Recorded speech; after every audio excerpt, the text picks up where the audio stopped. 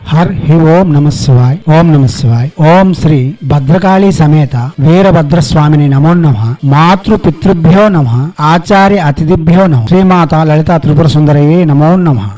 శివశక్తి స్వరూపులారా, చాలా మంది శిష్యులు యక్షిణి మంత్రముల గురించి చెప్పాలి అని కోరుకోవడం వలన వారి కోరిక మేర యక్షిణి మంత్రములు ప్రవాహంగా అందించడానికి రత్నశ్రీ మీ ముందుకు వస్తుంది. ఇంతకు ముందు యక్షిణి ప్రసంగములను వినండి, మా అనుభవాలను దానిలో తెలియజేసి ఉన్నాం. యక్షిణులు అంటే ఏమిటి, వారు ఎలా దర్శనం ఇస్తారు, వారి యొక్క ప్రభావం ఎలా ఉంటుంది, వారి యొక్క చర్యలు ఎలా ఉంటాయి, మా అనుభవపూర్వకంగా చెప్పి ఉన్నాం. అవి వింటే మీకు అర్థమవుతుంది. యక్షిణి అంటేనే అగ్ని, ఆకాశము, గాలితో చేయబడు ఒక విచిత్రమైన ఒక ఆకారం.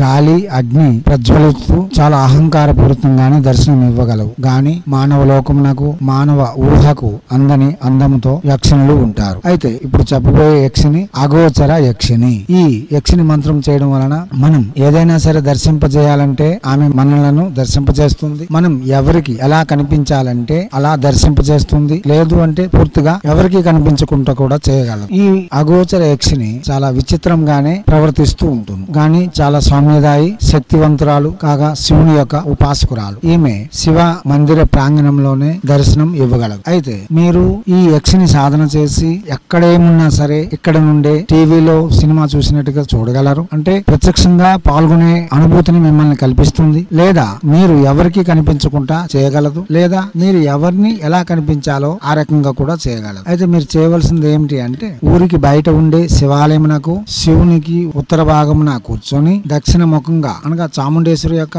పానపట్టం వద్ద కూర్చొని ఎడమ చేతితో మాలను ధరించి రోజుకు 5,000 చొప్పున జపం చేయవలసి ఉంటుంది. ముందుగా ఈ దేవతను శివలింగమునకు పశ్చిమ వైపున షోడశోపచార పూజ చేసి ఆహ్వానం చెప్పి తర్వాత ఈ మంత్ర జపం చేయవలసి ఉంటుంది. లేదా సింధూరముతో మీరు షట్కోణ యంత్రమును రాసి అష్టదిగ్బంధన చేసి తర్వాత ఈ మంత్ర జపం చేయవలసి ఉంటుంది. మీరు ఈ జపం చేయాలంటే మనం ముందుగానే చెప్పి ఉన్నాం, ఎటువంటి యక్షిని సాధన చేయాలన్నా దశమహావిద్యాది దేవతల్లో ఒక దేవత యొక్క సాధన చేసి ఉండాలి. లేదా భైరవ యొక్క ఉపాసన అయినా చేసి ఉండాలి. చాముండేశ్వరి యొక్క ఉపాసన అయినా చేసి ఉండాలి. దిగ్బంధన మరియు యంత్ర పూజలు గురువు వద్దను నేర్చుకుని గురువు దగ్గర నుండి ప్రత్యక్షంగా ఈ మంత్రం తీసి జపం చేసుకోవాల్సి ఉంటుంది. ఇలా రాత్రంతా 5,000 జపం చేసి దీక్షా కంకణ బద్దులై 21 రోజు చేయవలసి ఉంటుంది. మద్యపానం, మాంసభక్షణ, పరస్త్రీ వ్యామోహం పూర్తిగా నిషేధము. ఇదే స్త్రీమూర్తులు చేయాలంటే పరపురుషుని అందు ధ్యాస కూడా ఉంచుకోకూడదు. కాగా సుస్నాతులై ఉంటూ హైందవ సనాతన ధర్మ విధులన్నీ నిర్వర్తిస్తూనే ఈ జపం చేయవలసి ఉంటుంది. 22వ రోజున శివ మందిరంలోనికి వెళ్లిన తర్వాత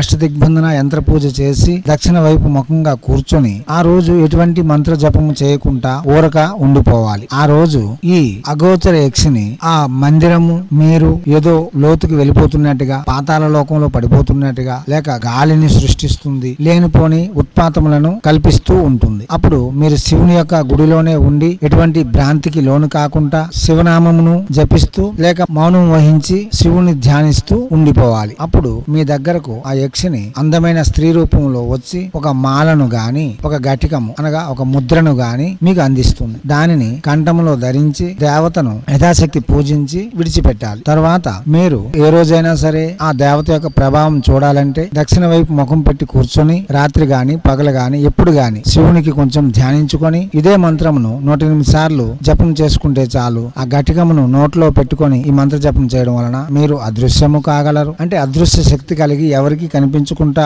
మారగలరు. లేదా మీకు ఇష్టమైన పదార్థములు లేక ప్రాంతములను మీరున్న చోట నుండే చూడగలరు. దివ్యాత్మ స్వరూపులారా, సందేహములకు మన యూట్యూబ్ ఛానల్లో ఉండే యక్షిని ప్లేలిస్ట్ మొత్తం వినండి, అవగాహన పెంచుకోండి, యక్షిని యొక్క గుణగణములు తెలుసుకోండి, తర్వాతే సాధనకు ఉపక్రమించండి. ఎటువంటి సందేహములు ఉన్నా మాతో ప్రత్యక్షంగా కలిసి మాట్లాడవలసి ఉంటుంది. ఈ విషయంలో ఫోన్ ద్వారా గాని వాట్సాప్ ద్వారా గాని సమాధానములు చెప్పబడవు. ఇప్పుడు మంత్రము ఓం నమో మహామామేశ్వరి మమ పర్యాటతః సర్వలోకలోచనాని బంధయ దేవ్యాజ్ఞాపయతి స్వాహ.